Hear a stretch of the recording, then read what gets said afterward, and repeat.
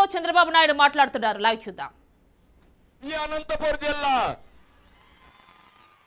ఇప్పటికైనా మీరు సిద్ధంగా ఉన్నారా అని మిమ్మల్ని అడుగుతున్నా. మాయ మాటల కోసం నమ్మతారా అని మిమ్మల్ని అడుగుతున్నా. ఆ రోజు 10 లక్షల ఎకరాలకు డ్రిప్ ఇరిగేషన్ ఇచ్చాం.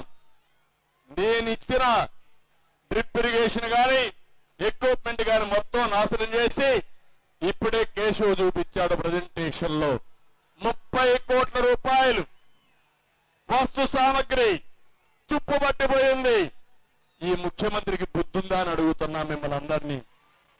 ప్రజాధనం అవునా కాదా? 30 కోట్ల వృధా అయిందా లేదా? ఇలాంటి వాడు ముఖ్యమంత్రికి అర్హత అని మిమ్మల్ని అడుగుతున్నా. సమాధానం చెప్పమంటున్నా. కాదు అని గట్టిగా చప్పట్లు కొట్టి మీరు కూడా చెప్పాలి, నిరసన తెలియజేయాలి. ఈయన దగ్గరని దీనికంటే ఎక్కువ మనం కోరుకోలేము. ఎందుకంటే ఉల్లిగడ్డకు ఆలుగడ్డకు తేడా తెలియని ముఖ్యమంత్రి. అవునా కాదా? వ్యవసాయం అంటే ఏం తెలుస్తుంది తమ్ముడు? తెలుస్తుందా వ్యవసాయం అంటే? అందుకే నేను ఒకటే చెప్తున్నా, బీమా పథకాన్ని తీసేశాడు.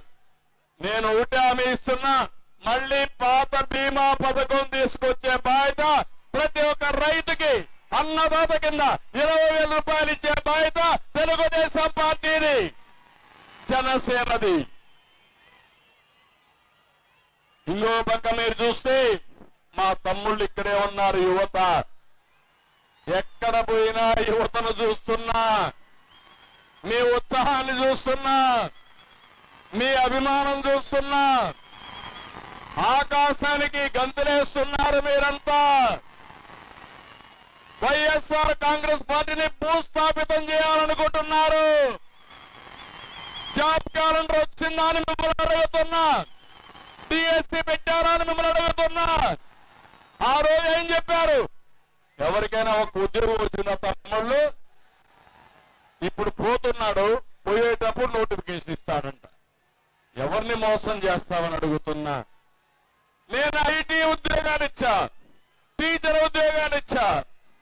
మీరు ఇచ్చిన ఉద్యోగాలు ఏంటి? వాలంటీర్ ఉద్యోగం, లేకపోతే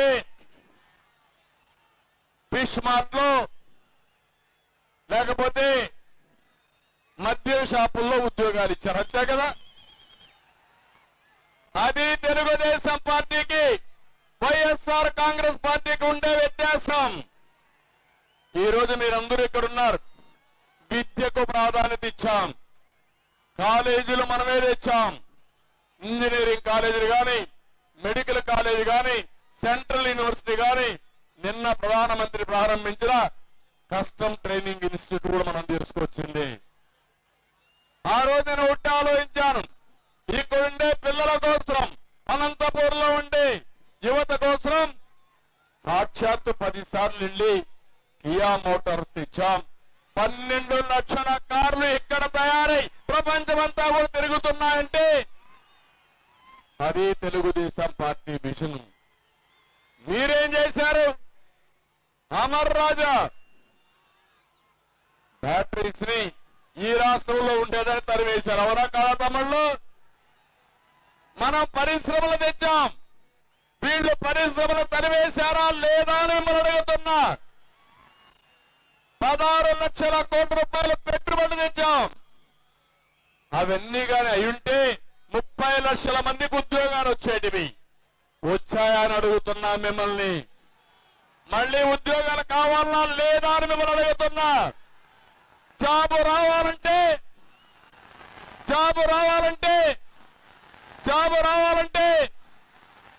బాబు రావాలంటే మీరేం చేయాలి? ఇంట్లో పడుకుంటారా? సైకిల్ ఎక్కండి, తెలుగుదేశం జనసేన జెండా పట్టండి, 74 రోజులు మీరు కష్టపడండి. ఆ తర్వాత మీ జీవితాల్లో వెలుగు తీసుకొచ్చే బాధ్యత, మీ భవిష్యత్తుకు గ్యారంటీ ఇచ్చే బాధ్యత నాది నాది నాది అని మరొక్కసారి మీ అందరికీ హామీ ఇస్తున్నా. మీరు సిద్ధమా అని మిమ్మల్ని అడుగుతున్నా. మీరు సిద్ధమా అని మిమ్మల్ని అడుగుతున్నా. మీరు సిద్ధమైతే నేను కూడా సిద్ధం. అడుగులు వేస్తా. తమ్ముళ్ళు మీకంటే ఎక్కువ నాకు ఆవేశం. వయసు అనేది ఒక నెంబరే. నా ఆలోచనలంతా ఇంకొక 20 సంవత్సరాలకు ఏం చేయాలో ఆలోచిస్తున్నా. 2047కి తెలుగు జాతి ప్రపంచంలో నెంబర్ 1 జాతిగా ఉండాలి. అది నా జీవిత లక్ష్యం. దాన్ని సాధించేదానికి యువత సిద్ధమా అని మిమ్మల్ని అడుగుతున్నా.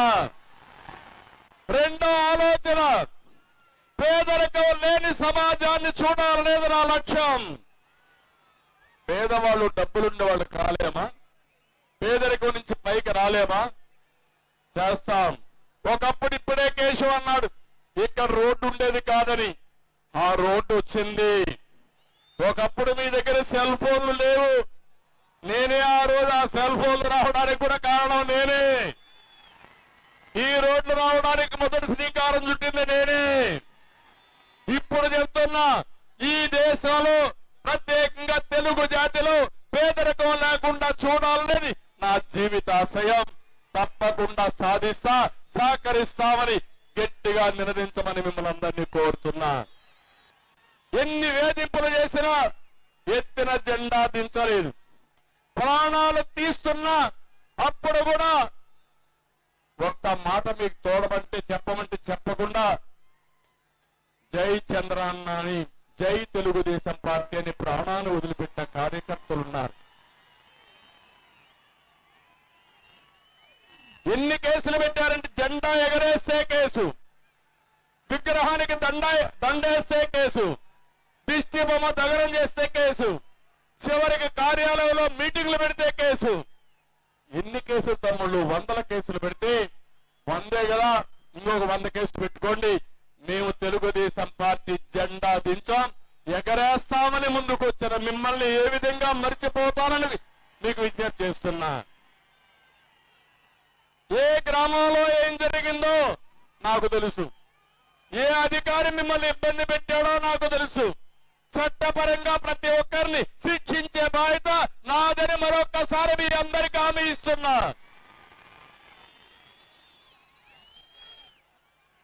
అందుకని ఈ ముఖ్యమంత్రిని నమ్మద్దండి పోలీసులు. ఇప్పటికైనా ఆరో డీజీపీని సవాంగ్ గౌతమ్నా అన్నాడు. సవాంగ్ అన్నాని ఉన్న పడంగా ఇసిరి పారేశాడు. మీ పని కూడా అది ఎవరు కాపాడరు. మీ ఉద్యోగం మీరు చేయండి. న్యాయం చేసే ఉద్యోగులకు నేను అండగా ఉంటా. అందరికీ ఇబ్బంది పడేది పోలీసులే. ఆ పోలీసులకు అండగా ఉండే పార్టీ తెలుగుదేశం పార్టీ. మీ డ్యూటీ మీరు చేయమని మరొకసారి మిమ్మల్ని కోరుకుంటున్నా. చేస్తారని కూడా ఆశిస్తున్నా. వైసీపీ గుండాలకు హెచ్చరిస్తున్నా, ఖబర్దార్ జాగ్రత్తగా ఉండండి. మీ అరాచకాలకు భయపడే పార్టీ కాదు. 2004 తర్వాత చాలా మంది కార్యకర్తలను చంపేస్తే ఆ కార్యకర్తలకి ఎన్టీఆర్ మెమోరియల్ స్కూల్ పెట్టి చదివించిన పార్టీ తెలుగుదేశం పార్టీ. వాళ్ళ భవిష్యత్తుకు గ్యారంటీ ఇచ్చిన పార్టీ తెలుగుదేశం పార్టీ. ఈరోజు అందుకే చెప్తున్నా, మీ లెక్కలన్నీ కూడా వేసుకుంటున్న వైఎస్ఆర్ కాంగ్రెస్ నాయకులు చిత్రగుప్తుడు మార్గ లెక్కలన్నీ రాస్తున్నా. వడ్డీ చక్కెర వడ్డీతో తిరిగి చెల్లిస్తా. ఎవరికి బకాయిలుండవు. ఈ విషయం కూడా గుర్తుపెట్టుకోవాల్సిందిగా వైఎస్ఆర్ కాంగ్రెస్ నాయకుల్ని హెచ్చరిస్తున్నా.